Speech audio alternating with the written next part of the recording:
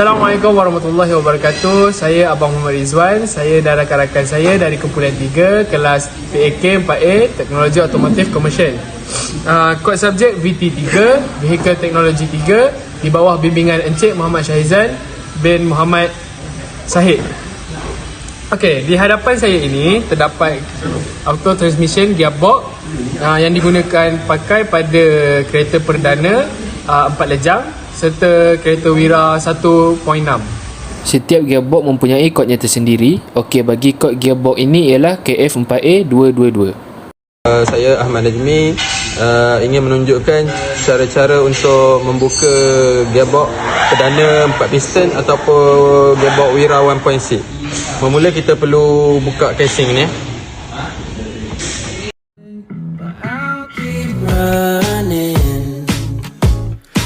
Just to find a way to you till then.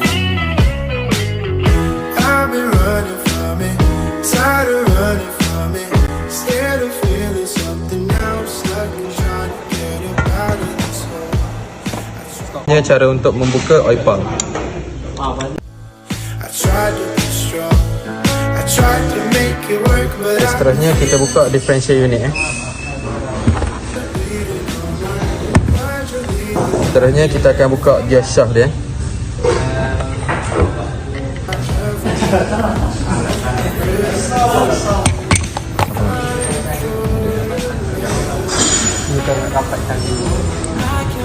Ni dia ada bearing kat sini. Pada dia punya gear ni. Kita masukkan kat sini. Okey. Sekarang kita akan buka kick drum dan kick drum band.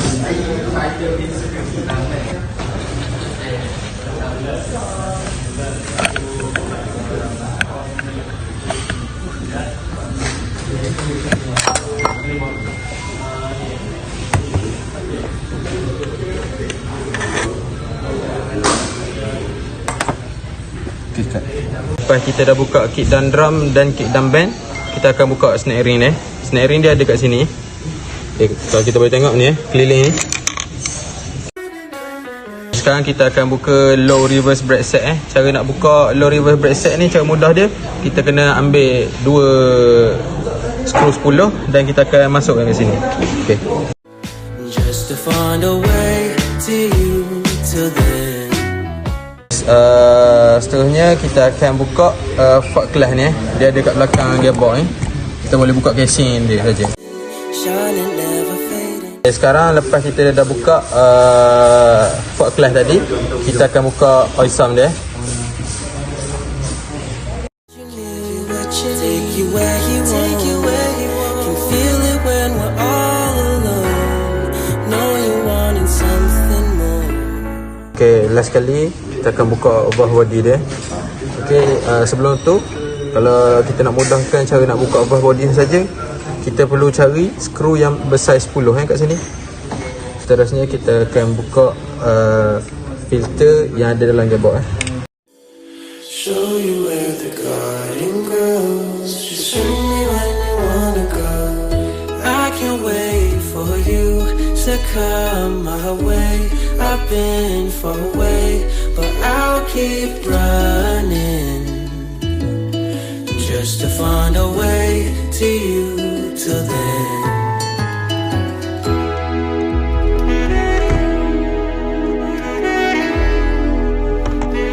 Nama saya Farhan Akal Rosli. Saya akan menceritakan tentang nama dan fungsi komponen yang ada pada gearbox automatik.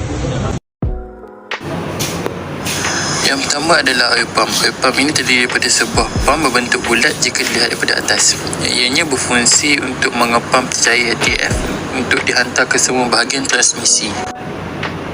Yang kedua adalah gearbox housing. Gearbox ini sebagai perumahan gearbox. Ianya berfungsi untuk melindungi komponen yang terdapat di dalamnya. Seterusnya adalah transmission case yang juga mempunyai fungsi sama seperti housing. Ianya berfungsi melindungi komponen-komponen dalam gearbox agar tidak terdedah dengan sebarang kerosakan dari luar. Yang seterusnya adalah kick down drum. Ianya membantu untuk meningkatkan torque. Ini fungsi untuk membantu ketika hendak memotong atau mendaki bukit. Seterusnya adalah planetary gear set, iaitu terdiri daripada beberapa gabungan jenis gear yang kecil seperti reverse dan forward sun gear. Ianya fungsi sebagai penukar pusingan perhantaran kuasa sama ada ke hadapan atau undur ke belakang. Seterusnya adalah low reverse press set. Ianya terdiri daripada piston, clutch plate, clutch disc dan hub dan snap rim. Ianya fungsi hanya pada gear 1 dan gear undur sahaja.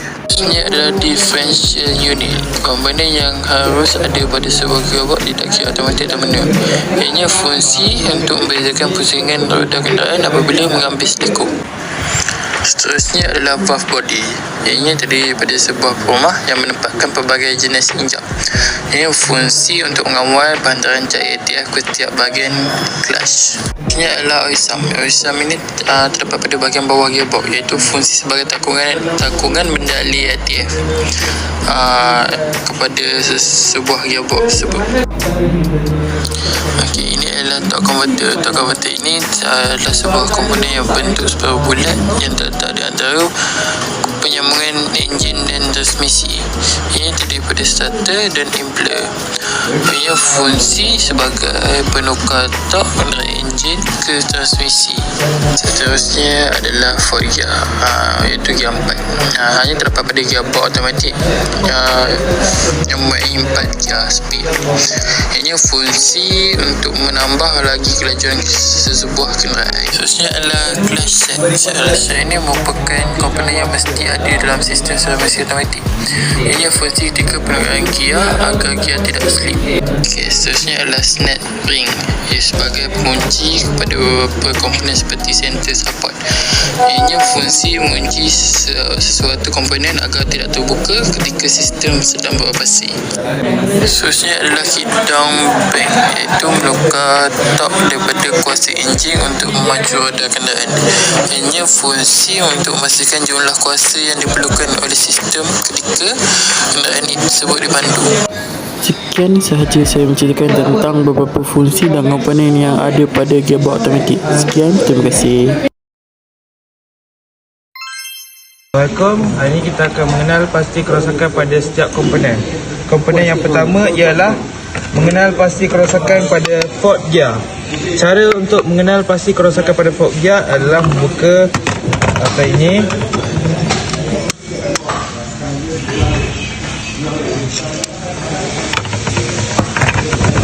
Okey.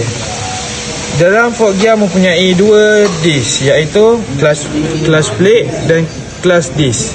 Cara untuk melihat kerosakan pada komponen ini adalah melihat permukaan pada clutch plate tidak hangit dan tidak haus, manakala cara untuk melihat kerosakan pada clutch disc tidak calar dan tidak patah pada gigi. Komponen yang seterusnya ialah output flange. Output flange. Cara mengesan kerosakan ini adalah kita melihat kedua clutch di sini, iaitu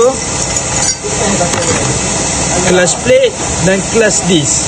Cara untuk melihat kerosakan pada kedua komponen ini ialah melihat permukaan tidak haus dan tidak hangit, manakala cara untuk melihat kerosakan pada clutch disc tidak patah pada gigi dan tidak kasar pada permukaan.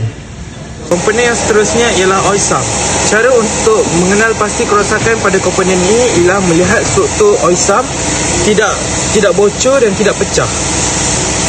Yang seterusnya ialah differential unit. Cara untuk mengenal pasti kerosakan pada komponen ini ialah melihat keadaan washer yang tidak retak dan patah, dan melihat gigi-gigi gear masih dalam keadaan baik, dan melihat bearing dalam keadaan baik dan tidak pecah. Komponen seterusnya ialah planetary gear. Cara untuk mengesan kerosakan pada komponen ini ialah melihat gigi-gigi pada gear ini tidak patah dan tidak calar. Seterusnya ialah melihat pada bearing di dalam ini tidak patah, tidak pecah. Seterusnya pada gigi permukaan di sebelah tepi ini tidak patah dan tidak pecah. Okey, komponen yang seterusnya adalah kit dump band. Cara untuk mengenal pasti kerosakan pada komponen ini ialah mengenal pasti ketebalan dan melihat kehausan pada tapak ini.